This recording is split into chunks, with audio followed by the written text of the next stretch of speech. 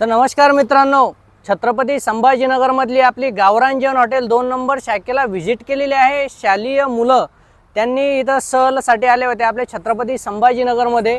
तर ते आपल्या गावरान जेवण हॉटेलला 2 नंबर शाखेला व्हिजिट केली त्यांनी आणि जेवणाचा स्वाद घेतला.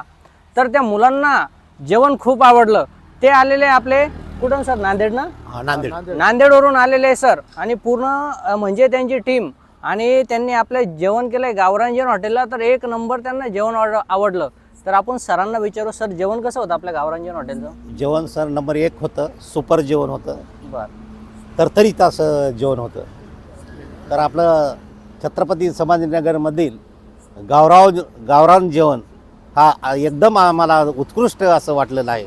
आणि नंबर 1 आम्ही 3 ते 4 वेळेस इथं चौकशी केली, पण असं आम्हाला कुठेही भेटले नाही तुमच्यासारखे. आणि नंबर 1 असं जेवण आपण सर्व विद्यार्थ्यांना आमच्या नंबर 1चं कमी पैशामध्ये जेवण दिलेलं आहे. तर सरांनी 2 शब्दामध्ये 1 नंबर जेवण असं आवडलेलं आहे त्या मुलांना. तर मुलांना मी तुम्हाला एकच सांगू इच्छितो की तुम्ही आता 7वीत असो किंवा 8वीत असो, बिझनेस सेक्टरमध्ये असो किंवा कोणत्याही फील्डमध्ये असो, तुम्ही उच्च दर्जाचं तुम्ही यश गाठलं पाहिजे. आता मी पण असं बोलतोय तर तुम्हाला असं वाटलं नाही पाहिजे की मी हॉटेल चालवतोय म्हणजे एकदम गावरान माणूस आहे. मी एक एज्युकेटेड आहे. माझं ग्रॅज्युएशन कंप्लीट झालेलं आहे. मी बँकमध्ये जॉब करत असताना मी व्यवसाय चालू केला होता. मी बँकमध्ये मॅनेजर होतो. बरोबर आहे का? तर मी बँकमध्ये मॅनेजर असताना व्यवसाय चालू केला आणि व्यवसायामधून मी आता 2 हॉटेली चालवतोय.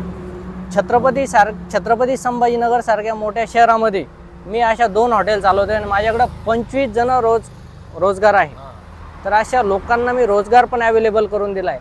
म्हणजे अशातला भाग नाही की तुम्ही शिक्षण घेताय म्हणजे नोकरीच केली पाहिजे. तर तुम्हाला मी मराठी माणूस आणि मराठी युवा उद्योजक आपल्या महाराष्ट्रामध्ये निर्माण झाला पाहिजे. तर तुम्हाला मी हे सजेशन देतो की तुम्हाला नोकरी जरी नाही मिळाली तर तुम्ही बिनधास्त व्यवसाय क्षेत्रामध्ये उतरा. आपण जे मायबोली ग्रुप उद्योग समूह म्हणून असा एक ग्रुप चालू केलेला आहे आपल्या सर्व युवा उद्योजकांसाठी आणि मराठी मुलांसाठी. तर तुम्हाला जरी समजा नोकरी वगैरे नाही जरी मिळाली तर बिनधास्त उद्योग क्षेत्रामध्ये वळा आणि मस्तपैकी यश गाठा. तर आपल्या गावरान जेवण हॉटेलला त्यांनी व्हिजिट करून मस्तपैकी जेवण केलं. 1 नंबर पण क्वालिटी आवडली त्यांना. तर आपण त्यांना आता मस्तपैकी रवाना करू इथून नांदेडसाठी. धन्यवाद. थँक्यू. चला.